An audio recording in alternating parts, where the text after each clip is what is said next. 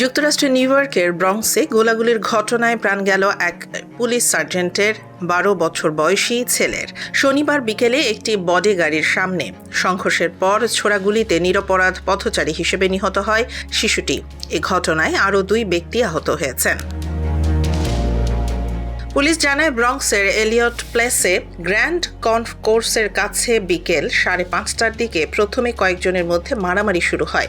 Police সূত্রের বরাতে জানা গেছে, সংঘর্ষে প্রায় 6 জন জড়িত ছিল। এক পর্যায়ে সেখানে এলোপাতাড়ি গুলি ছোড়া হলে একটি গুলি গিয়ে লাগে 12 বছর বয়সী শিশুটির গায়ে।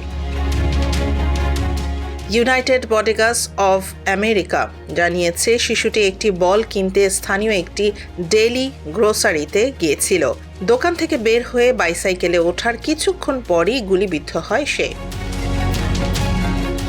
নজরদারি ক্যামেরার ভিডিওতে দেখা যায়, গুলিবিদ্ধ অবস্থায় শিশুটি আহত, বুক চেপে ধরে সাহায্যের জন্য আবার দোকানের ভেতরে ছুটে আসে। কয়েক মুহূর্ত পরই দোকানের কাউন্টারের সামনে মেঝেতে লুটিয়ে পড়ে সে। ঘটনাটি দেখে আতঙ্কিত হয়ে পড়েন সেখানে থাকা ক্রেতারা। শিশুটির চাচা জুলিও লোপেজ জানান, গুলির শব্দ শুনে তিনি ঘটনাস্থলে ছুটে যান। তার ভাষায় শিশুটি ছিল খুবই ভালো ও ভদ্র, বাইসাইকেল চালাতে ভালোবাসত সে। পুলিশ জানায়, গুলিতে 25 বছর বয়সী এক ব্যক্তির নিতম্বে এবং 34 বছর বয়সী আরেক ব্যক্তির পায়ে গুলি লাগে। দুজনের অবস্থাই স্থিতিশীল।